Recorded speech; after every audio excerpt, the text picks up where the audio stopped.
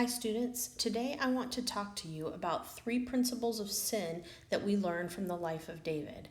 In 2 Samuel chapter 1, David was crowned king, and for several years he lived and established his kingdom. He went out to war, he set up temple worship, and he was very faithful to God. And so now we find ourselves in 2 Samuel chapter 11, and things start to go kind of badly for David because of some choices that he made. So let's go through this together. In chapter 11, verse 1, it says, "In the spring, at the time when the kings go off to war, David sent Joab out with the king's men and the whole Israelite army. They destroyed the Ammonites and they besieged Rabbah, but David remained in Jerusalem." So there was a specific time in the year, in the spring, where the kings of different countries would have battles together, probably because the weather was nice.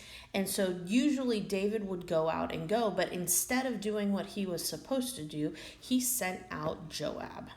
And Joab did very well leading the army, but David stayed at home in Jerusalem. So David is not doing what he's supposed to be doing. Let's see what happens. One evening, David got up from his bed and he walked around on the roof of the palace. That's not unusual. The palace was a place where people could get refreshment in the evening, get fresh air, and so it would not be unusual for David to walk around on the roof. But from the roof, continuing in verse 2, from the roof of the palace he saw a woman, and she was bathing.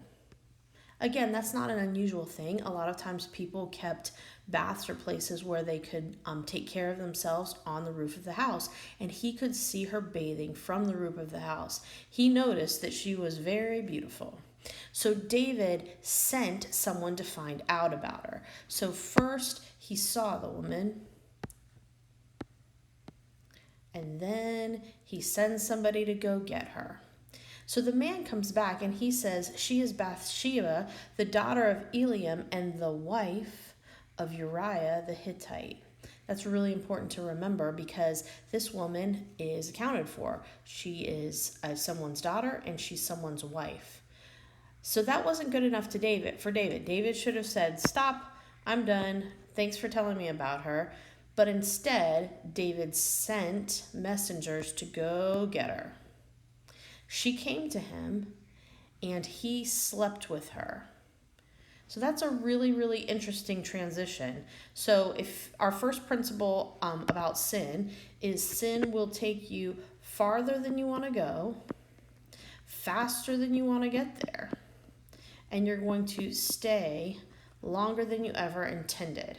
Now, do you see this progression? First, David saw the woman, and then he sent someone to find her, and then he sent messengers to get her, and then he slept with her. Now, the funny thing is, he's the king. We don't know, the text of the Bible doesn't say whether this encounter was consensual or not. It could have been rape. He could have pressured her because he had power and prestige and authority. He could have pressured her to sleep with him. We don't know. But in any case, he committed adultery with her. After their encounter, it says she went back home.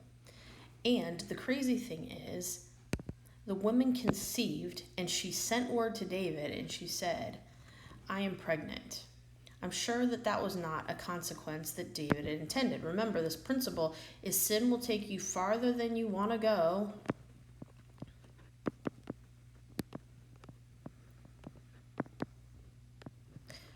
faster than you want to get there,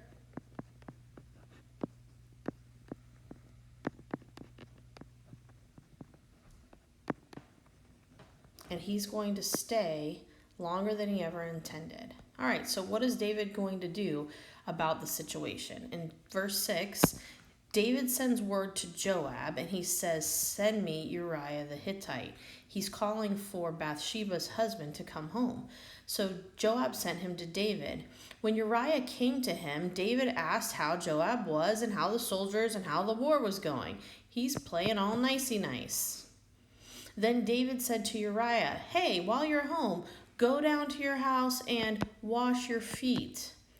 Now, Uriah knows he doesn't really want him to wash his feet. If he has an evening at home, he can take a shower and take care of himself, but he's also going to enjoy being with his wife. Let's see what Uriah does. So Uriah left the palace, and a gift from the king was sent after him. Again, David's trying to play nicey nice. He thinks if I can get Uriah to come home, he can have a good experience, he can sleep with his wife, and maybe it'll cover up this pregnancy. But we see that Uriah is a man of honor. Uriah slept at the entrance to the palace with the master servants and didn't go down to his house. David was told. So this is showing us that he's included other people in his sin. David was told Uriah did not go home. So he asked Uriah, didn't you just come from a military campaign? Why didn't you go home? All right, this gives us principle number 2, sin separates. Gotta spell it right. Sin separates. Sin separates us from God and from each other. Instead of being nicey nice, now David's a little, stern with him, like, hey, why didn't you go home? I brought you home. Why didn't you go home? So Uriah, again, a man of honor, says, listen, the ark in Israel and Judah are staying in tents, and my commander Joab and my Lord's men are camped in the open country.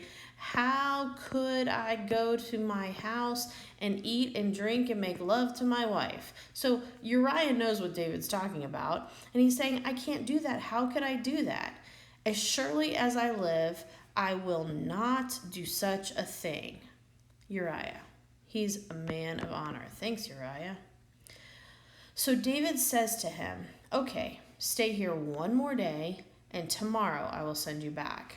So Uriah remained in Jerusalem that day and the next. At David's invitation, he ate and drank with him, and David made him drunk. He thinks, maybe if I can get him drunk, maybe he can still go home and sleep with his wife and cover up this pregnancy. It's pretty awful stuff. But in the evening, instead of going home, Uriah went out to sleep on his mat among the master's servants. He did not go home. So David's messed up. He is feeling the consequences of his sin. Sin is taking him farther than he wants to go, faster than he wants to get there. And now he's staying longer than he ever intended. All right, let's see what happens next.